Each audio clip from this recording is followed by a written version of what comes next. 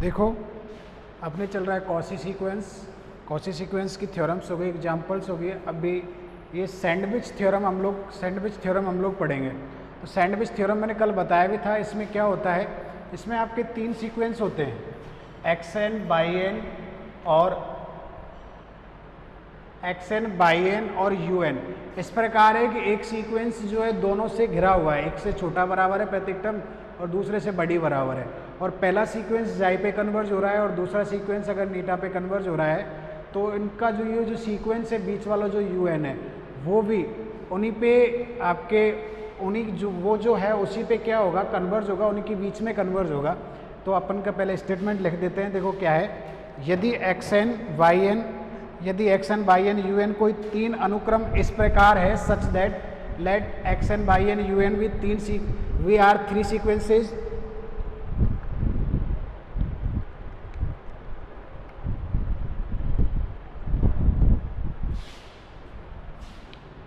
यदि theorem number 3.15 यदि xn un तथा बाई n कोई 3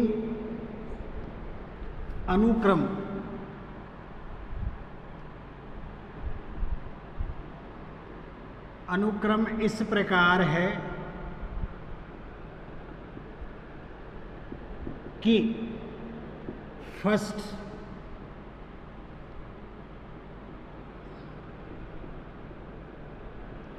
फॉर ऑल कोई n greater than k, xn y n इसके बीच में है किसी धनात्मक पूर्णांक k के लिए, पहले ऐसे लिख दो, किसी धनात्मक पूर्णांक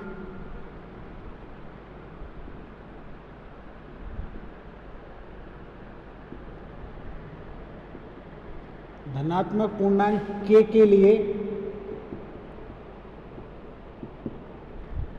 xn less than equal to un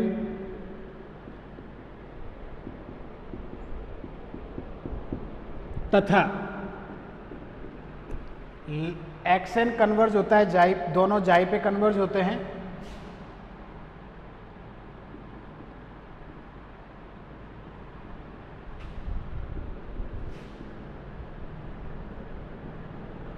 then तब हमको सिद्ध करना है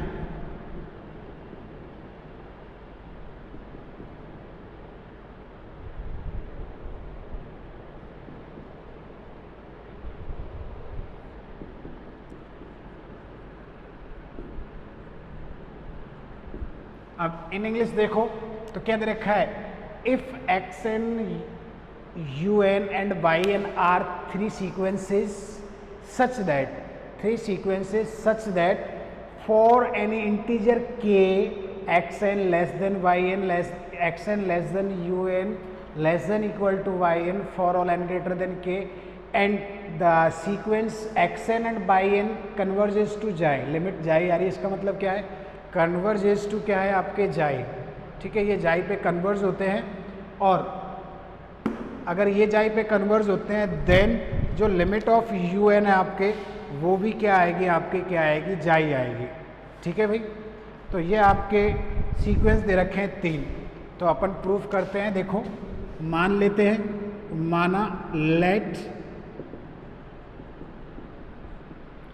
माना xn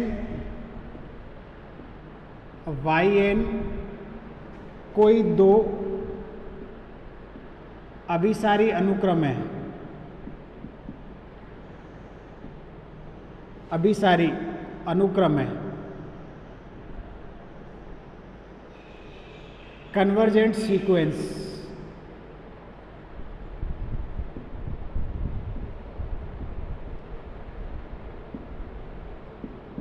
लेट बोल रहा हूं मैं, let xn, yn be two convergent sequence which converges to xi, जो कि xi को अभिसृत करते हैं, which converges to xi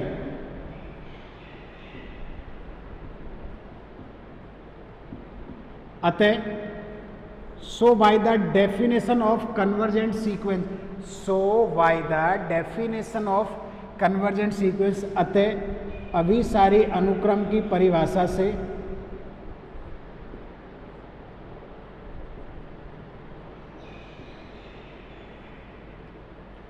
अनुक्रम की परिभाषा से so by definition of convergent sequence में बोल रहा हूँ फॉर इंग्लिश वालों के लिए बोल रहा हूँ. So by definition of convergent sequence we have क्या आएगा, for any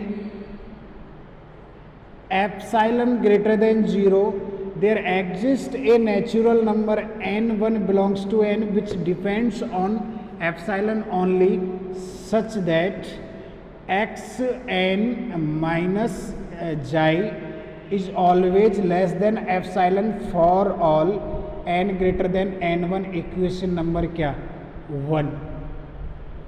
ये तो इसके लिए आ गया. एंड वापिस वही फॉर एनी, हिंदी में देखो तो किसी एप्सिलॉन ग्रेटर देन 0 के लिए epsilon greater than 0 there exist n2 belongs to capital N such that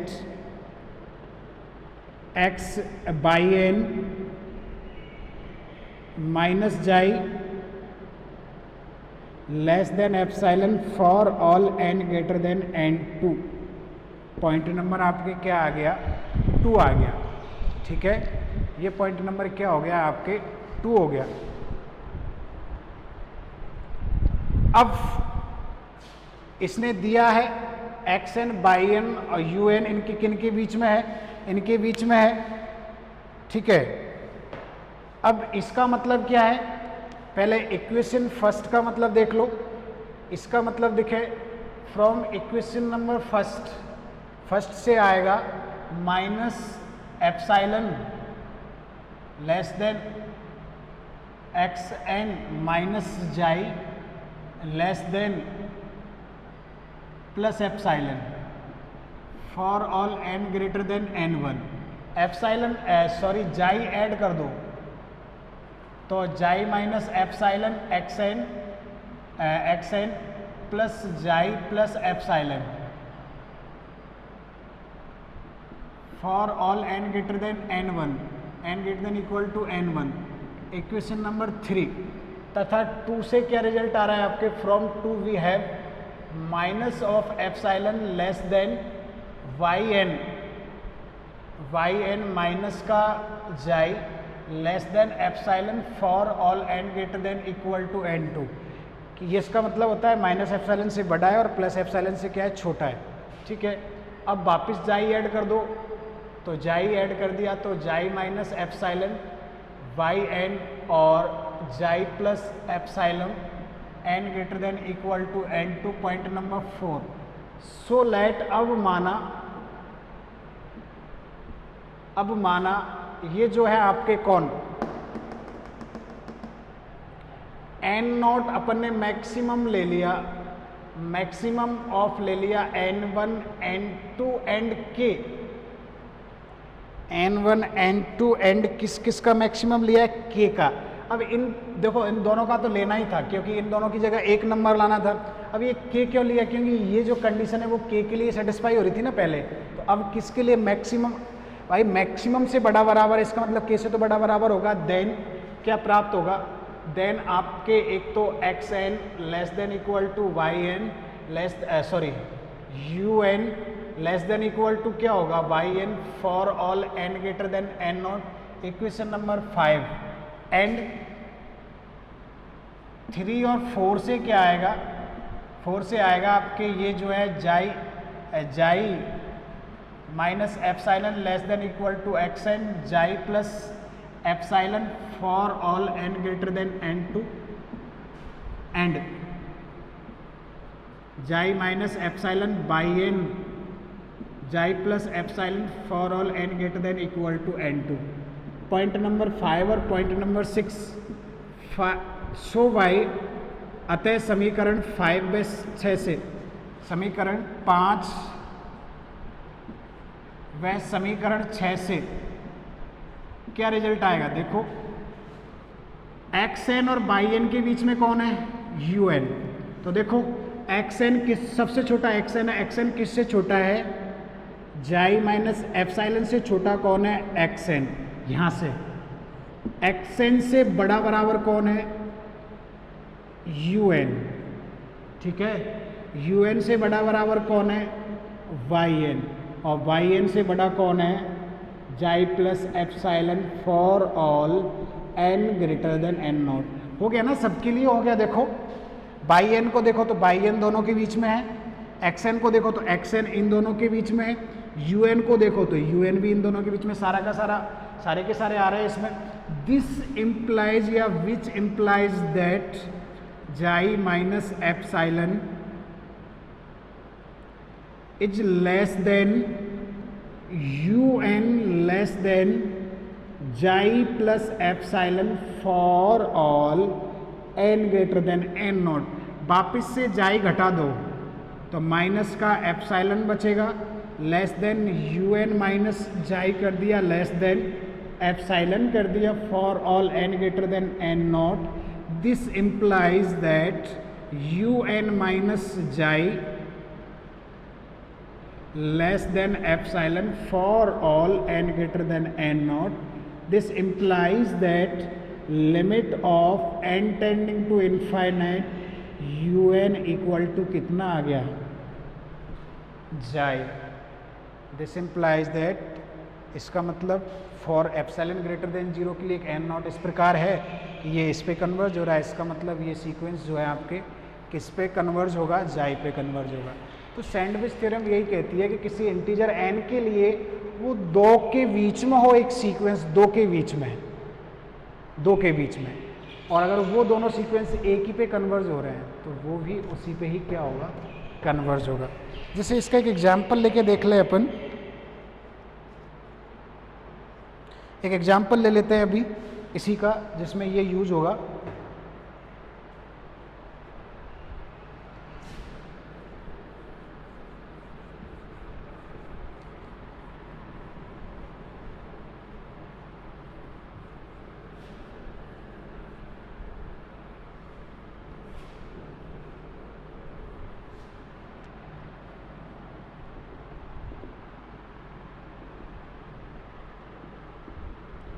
cos n pi upon में कितना, n for all n belongs to n। Example है cos n pi upon n। इसके आपको convergence के बारे में बात करना है, इसके कन्वर्जेंस के बारे में।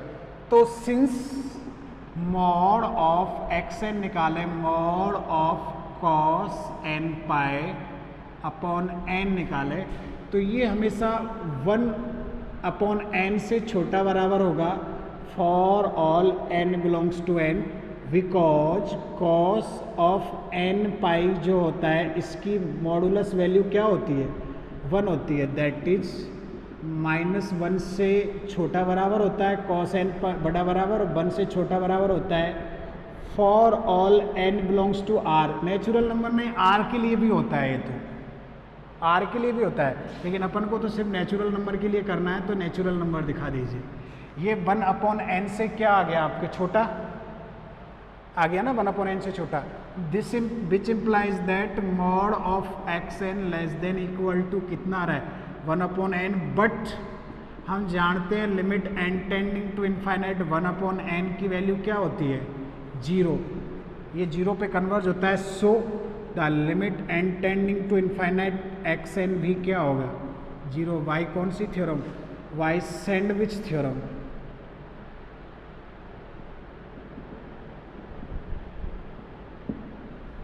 तो जो ये है आपके, सॉरी अपॉन में, हाँ, that is limit n tending to infinite cos n pi upon n की वैल्यू क्या होगी, 0। तो ऐसे इस थ्योरम का यूज होता है कि जिसका अपन कन्वर्जेंस के बारे में अपन नहीं देख सकते कि ये अब ये था, इसके बारे में आप लोग नहीं बता सकते थे कि ये इनफाइनाइट पे क्या होगा, नहीं बता सकते थे डायरेक्टली क्या लिमिट होगी, बट ये सैंडविच थ्योरम ने इसको आसान कर दिया कि ये हमेशा छोटा बराबर होता है। तो सैंडविच थ्योरम से इसके बारे में आप लोग डायरेक्टली कह सकते हैं, इसके बारे में आप लोग क्या कर सकते हैं, डायरेक्टली कह सकते हैं। ये सैंडविच थ्योरम का इतना यूज होता है, ठीक है।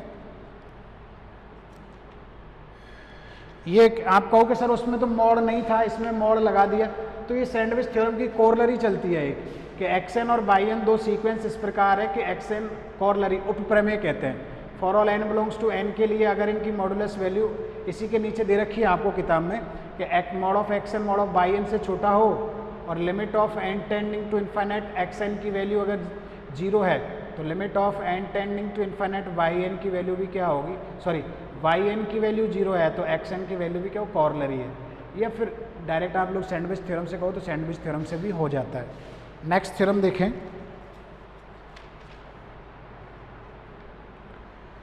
तो नेक्स्ट थ्योरम है अपन के Cauchy's first theorem, quasi first theorem on limit. वैसे इसका प्रूफ तो पूछा जाता है नहीं, आज तक तो पूछा गया नहीं है, इनका होता यूज ही है।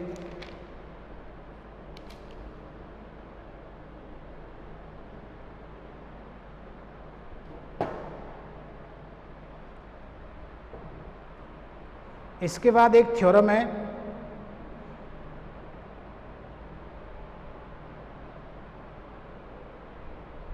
इन थ्योरम का, ये पूछी तो जाती नहीं है, इन थ्योरम का यूजेज अपन करेंगे, तो यूज करेंगे तो क्या है देखो,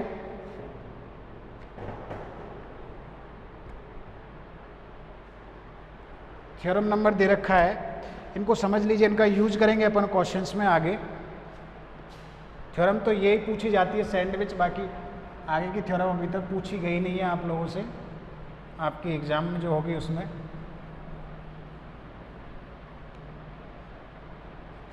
कि ये दे रखा है आपको कि एक्सएन, ये थ्योरम नंबर 3.6 है, थ्योरम नंबर 3.16 है, जिसका यूज करेंगे। स्टेटमेंट क्या दे रखा है मैं समझा देता हूँ किस प्रकार यूज करेंगे कि एक्सएन कोई सीक्वेंस है,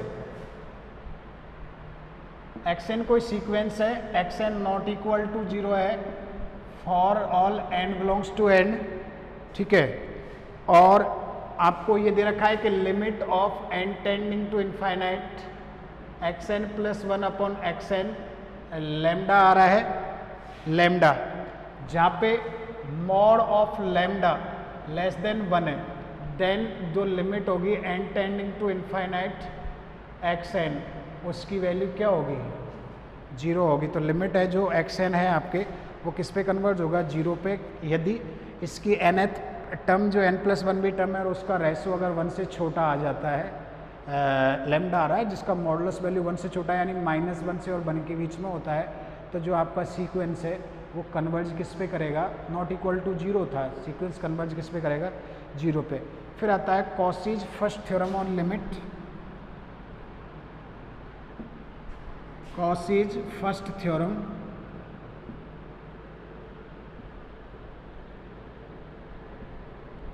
ऑन लिमिट। तो ये क्या होता है, इसका थ्योरम नंबर ये होता है 3.17, पूछा तो ये अभी तक गया नहीं है कि, और इसका स्टेटमेंट है एक्सएन किस पे कन्वर्ज हो रहा है, जाई एन पे। If limit n tending to infinite x n किस पे कन्वर्ज होता है, जाई पे, क्योंकि अभी अपन क्वेश्चंस करेंगे उनमें इसका यूज, इन थ्योरम्स का यूज बहुत ज़्यादा होगा। एक्सएन कन्वर्ज हो रहा है किस पे, जाई एन पे। तो और तथा एक अनुक्रम an इस प्रकार है, एंड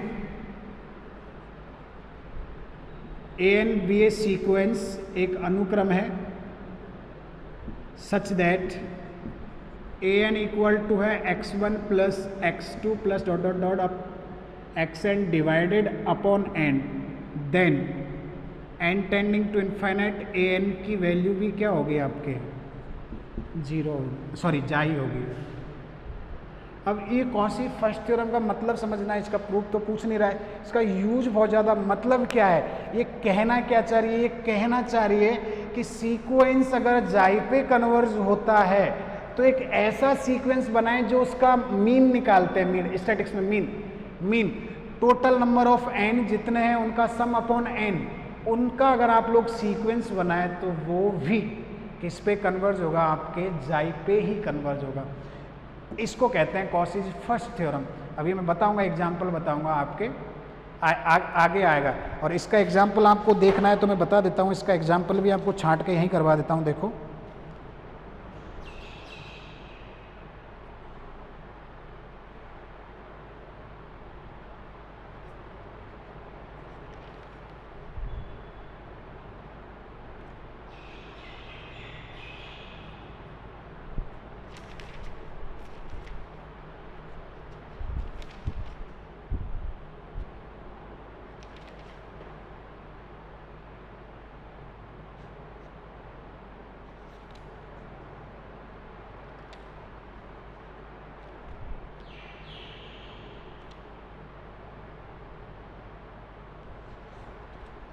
ये रहा एग्जाम्पल है,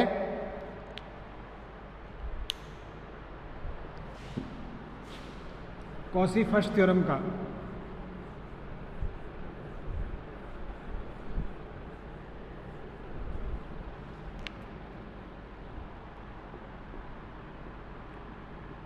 limit n tending to infinite दे रखा है आपको, एक्स एन 1/n, ये निकालना है 1/n 1 प्लस 2 की power 1/2 3 plus 1/3 plus up to dot dot dot n upon 1/n, और ये दिखाना है इसकी लिमिट कितनी होगी 1। ये आपको दिखाना है इसकी लिमिट कितनी होगी 1 होगी, ठीक है, इसकी लिमिट कितनी होगी 1।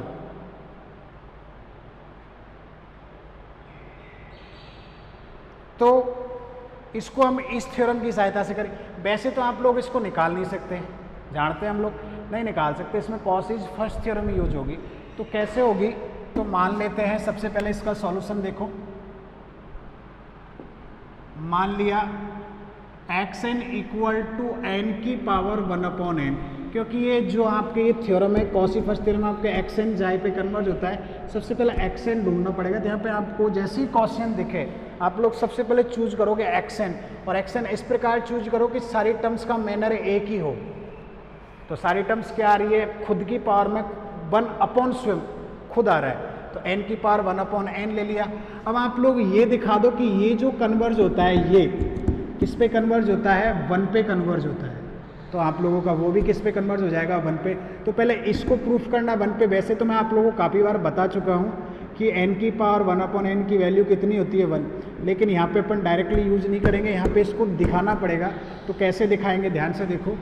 तो अपन मान लेते हैं, तथा ये मान लिया y equal to limit of n tending to infinite, और क्या मान लिया xn।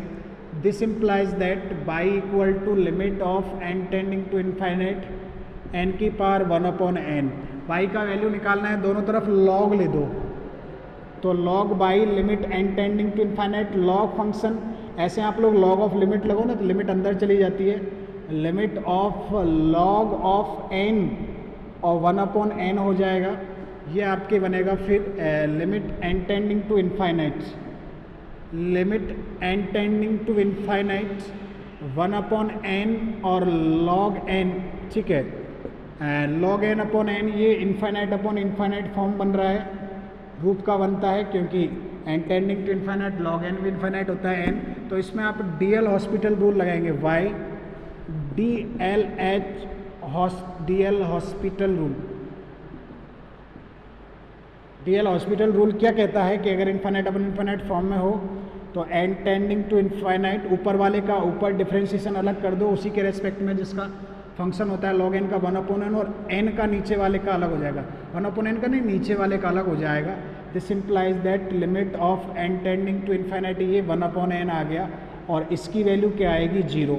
अपन की जो लिमिट चल रही थी इधर LHS में क्या चल रहा था, log बाई इक्वल टू क्या आ गया 0। This implies that y equal to क्या आएगा e की पावर 0, यानी y इक्वल टू कितना आएगा 1। तो ऐसे जो फंक्शन की पावर में वेरिएबल की पावर में वेरिएबल हो तो उनकी लिमिट हमेशा इस तरीके से निकालते हैं, आप लोग 12th क्लास में पढ़े होंगे, ठीक है। तो ये बाई ये आ गया, बाई आने का मतलब क्या, अपन ने ये माना था बाई। दिस इम्प्लाइज दैट अपन की लिमिट जो थी, लिमिट कितना आ गया, limit n tending to infinite X n equal to कितना आ गया 1, यानी कि this implies that N tending to infinite N की power 1 upon N equal to कितना आ गया आपके 1 आ गया बाय वाई। अब अपन यूज करेंगे using Cauchy's first theorem on limit. Now using का यूज करने पर Cauchy's first theorem on limit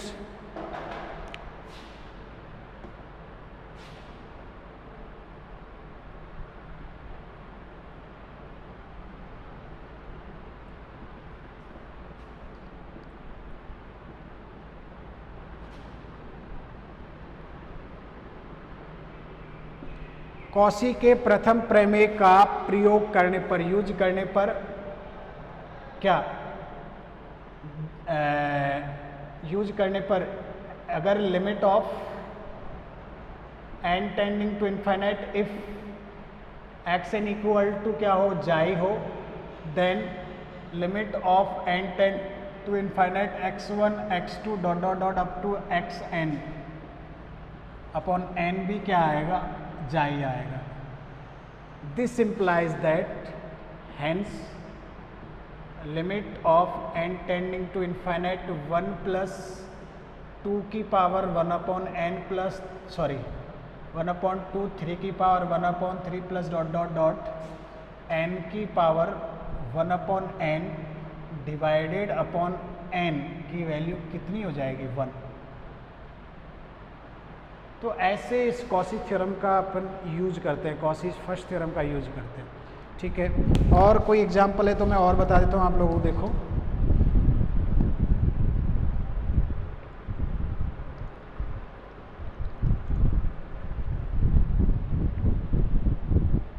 एक तरीके के क्वेश्चन छाट छाट के मैं बता देता हूँ आप लोगों को।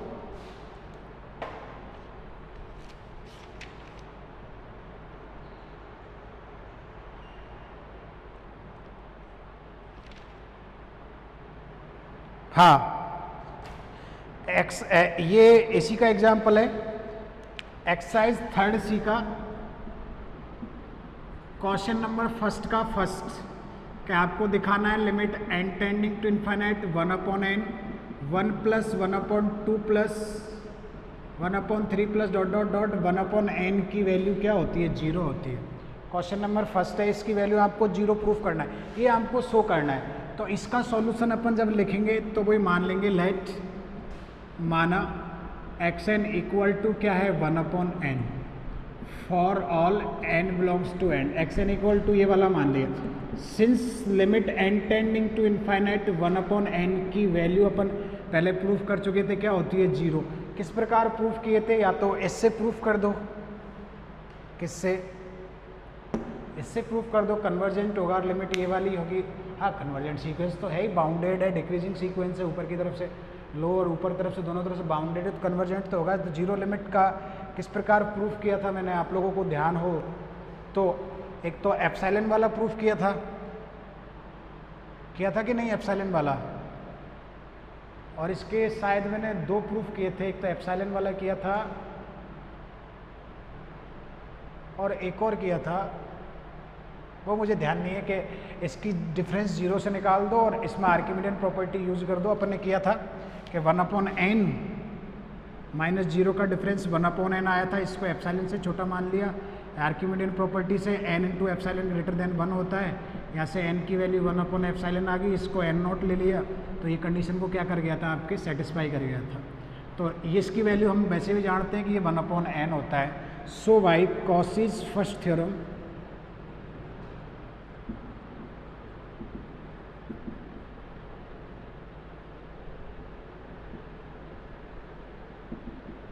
limits we have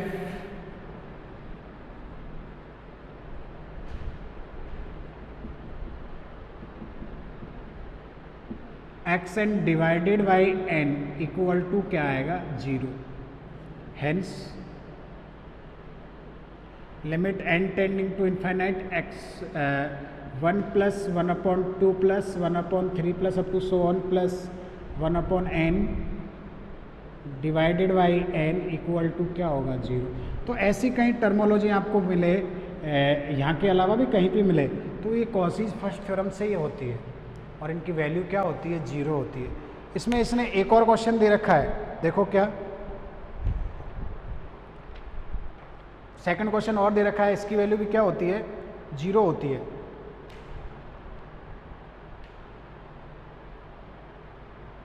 एक और क्वेश्चन दे रखा है, उसको भी देख लो इसी से।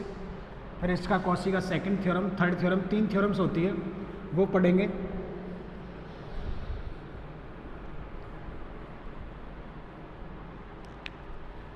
इसी का सेकंड पार्ट है limit n tending to infinite 1/n at 2/1 3/2 plus 4/3 plus dot dot dot n plus 1/n। v किस पे कन्वर्ज होता है, 1 पे कन्वर्ज होता है। ये 1 प्रूफ करना है आपको। 2/1 3/2 5/4 n प्लस 1/n, ये किस पे कन्वर्ज होता है, 1 पे कन्वर्ज होता है। तो इस प्रकार का सीक्वेंस का तो इसका सॉल्यूशन पढ़ेंगे। ये सेकंड था, तो अपन मान लेंगे, मान लिया let x N equal to कितना, nth टर्म को मान लिया करो हमेशा n+1/n for all n belongs to n। तो इसको अपन कितना लिख सकते हैं, दिस इम्प्लाइज दैट, अलग अलग भाग दे दीजिए। तो 1+1/n for all n belongs to n लिख सकते हैं। अब since limit n tending to infinite 1+1/n की वैल्यू कितना आ रही है, 1 आ रही है, आती है कि नहीं। 1/n कहाँ पे चला जाएगा, 0 पे। So by Cauchy's first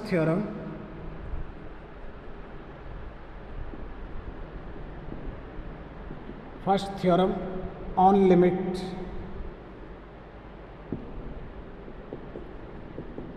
quasi के प्रथम प्रमेय से वी हैव वही limit as n tending to infinite x1 x2 plus up to so on plus xn/n equal to क्या आएगा आपके, 1 आएगा। हेंस प्रूफ हो गया limit n tending to infinite 1/n plus 2/1 plus 3/2 plus 5/4 plus up to dot dot dot n plus 1। किताब में उल्टा लिखा हुआ है, इक्वल टू क्या होगा 1, यहाँ 4 लिखा हुआ है, 5 लिखा हुआ, गलत ऐसा ही कर लेना। तो इस प्रकार ये कॉसीज फर्स्ट थ्योरम का इस प्रकार के क्वेश्चंस में बड़ा ही यूज है कि ये आपके डायरेक्टली क्या हो जाता है, प्रूफ हो जाता है।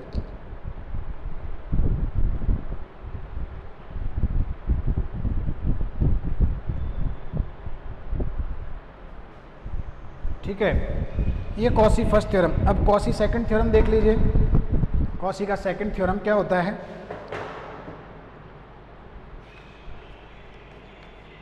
ये तो फर्स्ट थ्योरम था, फर्स्ट थ्योरम के यूज थे।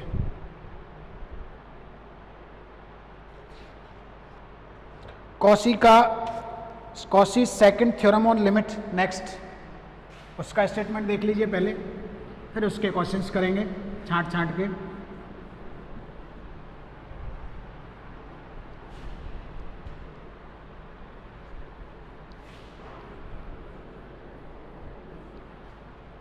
Cauchy's second theorem on limit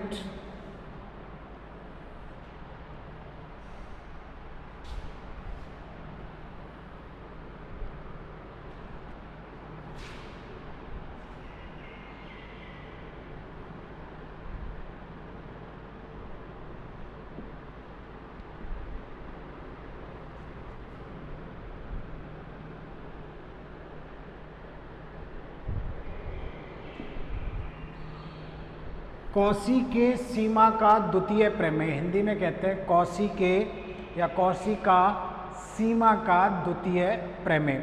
statement क्या है कि एक्स एन कोई धनात्मक पदों का अनुक्रम है और लिमिट ऑफ एक्स एन जाई आती है। थ्योरम नंबर ये इसको कहते हैं 3.18 क्योंकि यूज लेंगे। एक्स एन कोई धनात्मक पदों का अनुक्रम है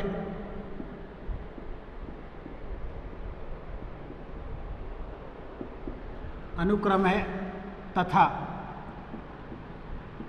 limit n tending to infinite x N equal to xi है, तब देन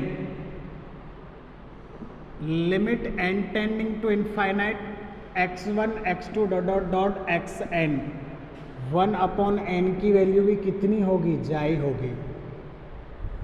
इसकी वैल्यू भी कितनी होगी आपके, जाई होगी। इनके मल्टीप्लाई करो n का और उनका 1/रूट ले दो, ये भी जाई हो कि xn भी ये sequence of positive terms. xn आपके कोई सीक्वेंस है, किनका, पॉजिटिव टर्म्स का सीक्वेंस है।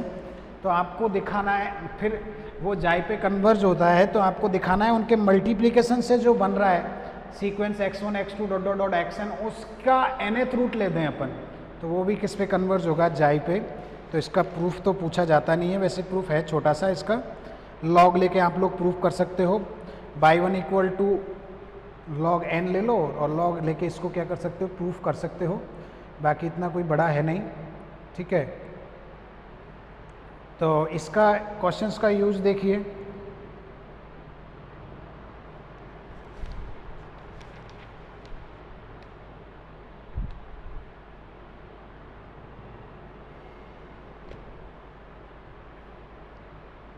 ये वाला क्वेश्चन आपको दे रखा है example, limit n tending to infinite n+1, नहीं ये इसका नहीं है, ये नहीं है इसका,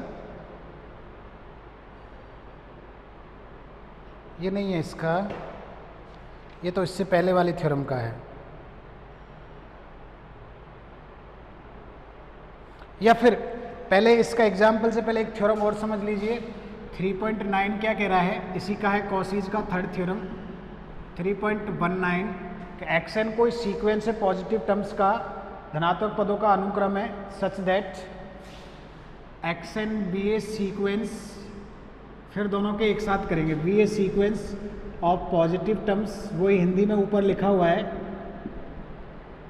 positive terms such that limit of n tending to infinite xn+1/xn equal to क्या है, xi. Then limit of n tending to infinite xn की पावर 1/n भी क्या होगा, आपके जाई होगा। वो कह रहा है कि मल्टीप्लिकेशन का रूट जो है वो जाई होगा, और ये कह रहा है आपके कि उसका खुद का ही आप nth रूट निकाल दो तो वो भी क्या होगा, आपके जाई होगा। जो आप सीरीज में पहले, आपसे पहले कॉसी पढ़ते आए हो, कॉसी टेस्ट जो था सीरीज में ही पढ़े हम लोगों ने फर्स्ट ईयर में, वो यहीं से कनेक्ट होके बनता है कि अपन यही तो निकालते हैं xn/un+1 का वैल्यू 1 से छोटा हो तो कन्वर्जेंट, बड़ा हो तो क्या होता था, डाइवर्जेंट होता था। तो ये दोनों थ्योरम्स का यूज़ करें, दोनों थ्योरम्स के एग्जाम्पल ले लें अपन। n की पावर 1/n कि अगर सीक्वेंस कन्वर्ज, सबसे पहले इस थ्योरम का एग्जाम्पल लें, उसका तो क्या एग्जाम्पल बहुत कम मिलेगा कि xn इक्वल आपको दिखाना है limit n tending to infinite n की पावर n फैक्टोरियल की पावर 1/n की वैल्यू इनफाइनाइट n फैक्टोरियल की पावर 1/n, n की पावर 1/n की वैल्यू तो 1 होती है। n फैक्टोरियल का मतलब क्या है, n, n-1, n-2, n-3 dot dot dot up to n-n, वो वाला है n-1, 1, 2 डॉट डॉट डॉट, उनका होल पावर n का वैल्यू कितना होता है, इन्फिनिट होता है। तो ये आप लोग कह दो कहीं सर लॉग ले लें, लॉग लेके हो जाए, लॉग लेके नहीं होगा ये, जैसे वो वाला हुआ था ना लॉग लेके, ऐसे ये वाला जो है आपका लॉग लेके नहीं होगा, ये इस वाली थ्योरम से होगा कि आप लोग मान लो, मान लिया सॉल्यूशन इसका, माना xn equal to n factorial और 10xn+1 इक्वल टू कितना हो जाएगा, n+1 फैक्टोरियल। अब ये रेशो निकाल दो, xn+1/xn निकाल दीजिए, तो n+1 factorial divided upon n factorial हो जाएगा। इसको हम लिख सकते हैं n+1 into factorial n divided upon factorial n, से फैक्टोरियल n कट जाएगा, कहने का मतलब ये n+1 बच जाएगा। तो अब ये लिमिट दिखा दो, since n tending to infinite xn equal to limit n tending to infinite over n+1 equal to क्या होता है, infinite. Then by above theorem, ऊपर वाली थ्योरम का यूज कर दो,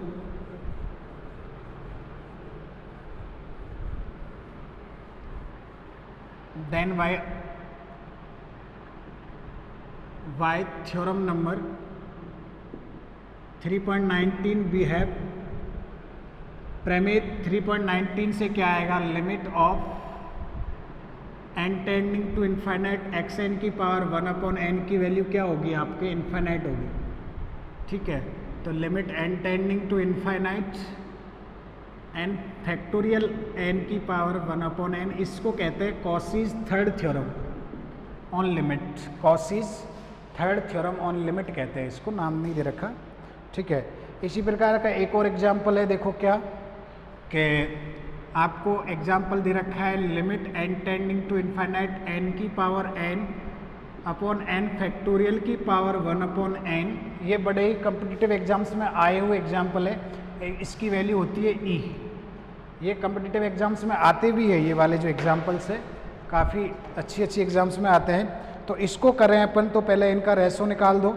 रेशो निकालोगे तो क्या होगा, देखो वही लेट सॉल्यूशन, तो मान लो let x N equal to कौन सा सीक्वेंस मानोगे, n की पावर n और n factorial n for all n belongs to n। This implies that X N plus equal to कितना होगा, n प्लस 1 की power n plus 1 divided upon n plus 1 factorial, ये वाला होगा। तो दोनों का रेशो निकालो, X N plus 1 X N निकालो, तो ये बनेगा देखो n प्लस 1 की पावर n प्लस 1 तो ऊपर आएगा, नीचे आएगा आपके n प्लस, इससे डिवाइड करोगे ये उल्टा हो जाएगा, ऊपर आपके n फैक्टोरियल चला जाएगा और नीचे आएगा n की पावर n। तो देखो आप इसको किस प्रकार लिख सकते हो, n की पावर n प्लस 1 की पावर n अलग लिख दो, फिर n प्लस 1 अलग लिख दो और n फैक्टोरियल ऊपर अलग लिख दो, नीचे n प्लस 1 को हम लोग लिख सकते हैं n प्लस 1 इंटू कितना, n फैक्टोरियल और n की पावर n। तो n प्लस 1 से n प्लस 1 कट गया, n की फैक्टोरियल से n फैक्टोरियल कट गया, तो आप लोग फाइनली कितना बच रहा है, ऊपर बच रहा है n प्लस 1 और नीचे बच रहा है n, तो होल पावर कितना हो गया n। इसको डिवाइड कर दो n को, तो ये 1 प्लस 1/n की पावर कितना बन जाएगा, n बन जाएगा। अब इस पर लिमिट लगाओ, अगर इसकी जो लिमिट होगी वही कॉसीज थर्ड थ्योरम 3.19 से, उसकी पावर 1/n की लिमिट भी वही आ जाएगी। तो इसकी लिमिट दिखाओ पहले कि इसकी लिमिट कितना होता है।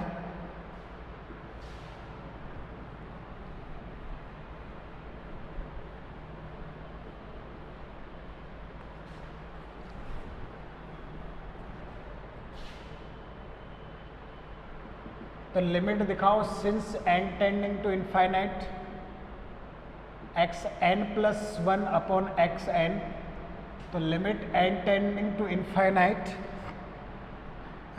1 प्लस 1/n की पावर n का वैल्यू ये कितना होता है, e होता है। अब मैं इसको यहाँ दिखा देता हूँ e कैसे होता है, तो ध्यान से देखो, मैं इसको यहाँ दिखा देता हूँ आपको e कैसे होता है।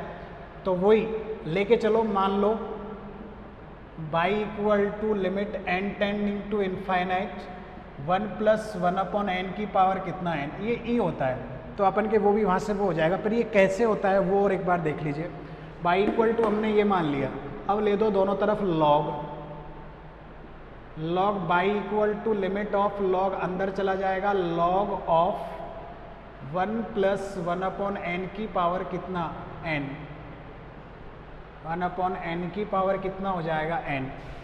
ठीक है, तो ये limit of n tending to infinite, ये आ गया n यहाँ पे, और ये log 1 प्लस 1/n हो जाएगा। ठीक है, अब log 1 n tending to infinite लगाएं अपन, तो इसकी वैल्यू तो आपकी क्या होती है, 1/n तो 0 हो जाएगा, log 1 की वैल्यू 0 हो रही है, log 1 की वैल्यू 0 और ये इन्फाइनाइट, तो ये आपके इन्फाइनाइट अपॉन 0 फॉर्म बन रहा है। ये भी एक अनडिटर्मिनेट फॉर्म होता है जिसमें अपन लिमिट नहीं लगा सकते। तो इसको चेंज करें, तो चेंज किस प्रकार करेंगे, तो ध्यान से देखें, इसको हम लोग लिख सकते हैं limit n tending to infinite, log function को ऊपर लिख दो और इसको लिख दो आप लोग नीचे, n को नीचे ले आओ ना, log 1/n ला सकते हैं। अब आप लोग चाहो तो log का एक्सपेंशन कर दो, तो limit n tending to infinite log का एक्सपेंशन होता है 1/n plus 1/2n square, sorry minus plus 1/3n cube विषम ऑर्डर के माइनस होते हैं, dot dot dot 1/n, 1/n का भाग दे दो तो limit n tending to infinite ये बचेगा 1 minus 1/2n plus 3n² minus dot dot dot limit लगा दो, लिमिट लगाओगे तो 1 हो जाएगा क्योंकि ये सारे जीरो हो जाएंगे, अप टू सो ऑन सारे जीरो, तो ये 1 बच जाएगा। This implies that log y equal to 1, यानी कि y इक्वल टू कितना हो जाएगा e⁻1। This implies that limit of n tending to infinite 1 plus 1/n की पावर n का वैल्यू कितना होता है e⁻1। तो आपको जहाँ पे भी ये टर्म दिखे उसका आप हमेशा दिखा सकते हो। कहने का मतलब ये जो टर्म जितनी होगी जितना इसके मल्टीप्लाई में होगा उतना ही पावर आएगा। इसके मल्टीप्लाई में अगर ज़्यादा होता जैसे 2 होता तो यहाँ e⁻2 आ जाता, यहाँ पे ऊपर 2 होता तो e⁻2 आ जाता, क्योंकि यही बनी तो आ रहा है ऊपर वाला, 2 होता तो e⁻2 आ जाता, 3 होता तो, यानी कि ये जो टर्म होती है ना ये वाले, इसमें अगर ये 2 होता तो ये e² होता, ये a होता तो ये e⁻a होता, और इसका 1/2n होता तो ये e⁻½ हो जाता, आपको कहीं देखने को मिले। तो यहाँ से ये आ गया, इसकी वैल्यू e होगी। तो कॉसीज थर्ड थ्योरम से अपन कह सकते हैं this implies that by theorem number 3.19 we have theorem number 19 we have limit n tending to infinite x n की पावर 1/n इक्वल टू कितना आएगा e, hence limit n tending to infinite n की power n upon factorial n की power 1/n की value कितनी होती है e⁻1, कितनी होती है e की पावर कितना होता है 1। इसी प्रकार इसी का एक क्वेश्चन और है, ठीक है, या इसी का ये वाला एग्जाम्पल देख लीजिए पहले। एक क्वेश्चन और है, इसके काफ़ी क्वेश्चन से ये वाला एग्जाम्पल पूछे जाएं तो, कि limit n tending to infinite आपको दे रखा है कितना 3n अपॉन n फैक्टोरियल का क्यूब की power 3n upon n factorial की क्यूब की पावर 1/n एक कन्वर्जेंट सीक्वेंस है, v एक कन्वर्जेंट सीक्वेंस।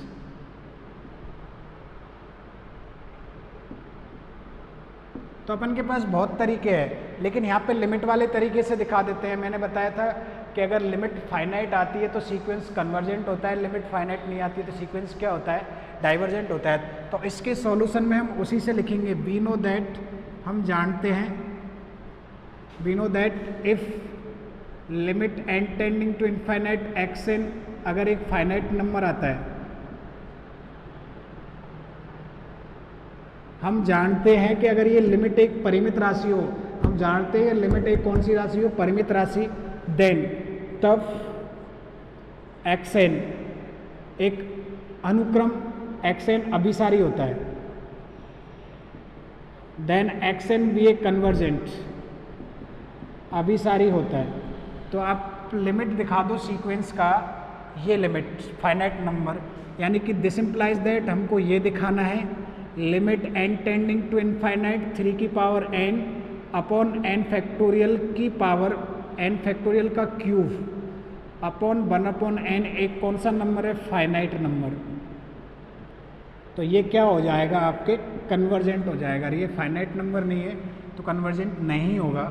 तो आप लोग क्या कीजिए, xn आपने ये मान लिया है, xn इसको मान लिया है, तो आप लोग ले लीजिए yn, by n equal to ले लो 3n अपॉन n फैक्टोरियल का cube for all n belongs to n, ये वाला ले लिया।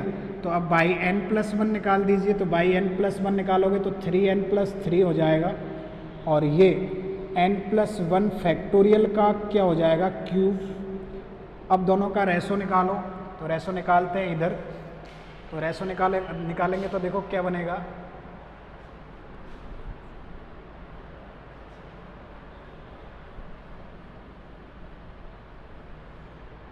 रेशो निकालें by n upon by n, ठीक है। तो ये तो आएगा 3n प्लस 3, तो ऊपर आ जाएगा आपके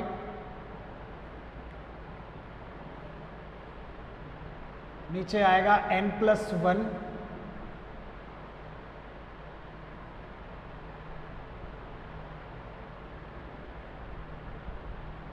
ऊपर आपके 3n है, एक मिनट और देख लेते हैं, 3n फैक्टोरियल है, सॉरी किताब में गलत लिखा हुआ है, ये 3n फैक्टोरियल है, ये भी फैक्टोरियल है, क्योंकि वैसे क्वेश्चन होगा नहीं, जहाँ जहाँ दिख रहा है वहाँ 3n फैक्टोरियल कर देते हैं।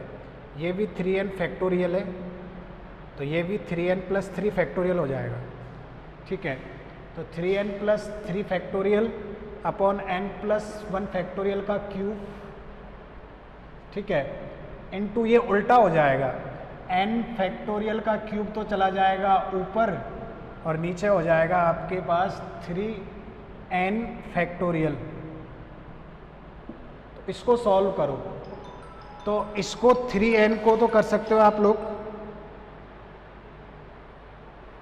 3n को तो कर सकते हो, देखो 3n+3 कम करो, 3n+2, 3n+1 और फिर आके आएगा ये 3n फैक्टोरियल, और ये चलने दो n फैक्टोरियल का क्यूब डिवाइडेड अपॉन n+1 को करेंगे तो n+1 और n फैक्टोरियल, तो इसका क्यूब हो जाएगा और इसका भी क्या हो जाएगा, क्यूब हो जाएगा, और नीचे आपके चल ही रहा है 3n फैक्टोरियल। तो 3n फैक्टोरियल से 3n फैक्टोरियल कट गया, इससे ये कट गया, तो ऊपर आपके कितना चल रहा है 3n+3, 3n+2 और 3n+1 डिवाइडेड बाई कितना n+1 फैक्टोरियल का क्यूब, n कॉमन लेके काट दो, 3+3 upon n, 3+2 upon n, 3+1 upon n divided upon 1 plus कितना हो जाएगा 1 अपॉन n का क्यूब, क्योंकि अपन जब लिमिट लगाते हैं तो अपन को ये प्रॉब्लम करता है। अब since n tending to infinite yn+1 yn+1 upon yn की वैल्यू जो है n tending to infinite 3+3 upon n plus 3+2 upon n plus 3+1 upon n divided by 1+1 upon n की पावर 3, ये सारे जीरो हो जाएंगे, ये भी जीरो हो गया, 3 3 3 3 3 3, ये कितना आ गया 27। So by theorem number 3.19 we have Cauchy's, third theorem क्या आएगा, third theorem on limit of n tending to infinite, जो आपका सीक्वेंस था yn की power 1 upon n equal to भी कितना आएगा 27। This implies that limit n tending to infinite 3n factorial upon n factorial का क्यूब की power 1 upon n equal to कितना आएगा 27, और ये कौन सा नंबर है, फाइनाइट नंबर है। तो फाइनाइट नंबर है तो ये साथ के साथ क्या भी होगा, आपके कन्वर्जेंट भी होगा। इस प्रकार अगर लिमिट फाइनाइट आ जाती है तो सीक्वेंस क्या होगा, कन्वर्जेंट। तो इस प्रकार की जो टर्म आती है उनको प्रूफ अपन ये कॉसिस फर्स्ट सेकंड थर्ड थ्योरम से करते हैं। नेक्स्ट अपन आगे करते हैं, ठीक है भाई।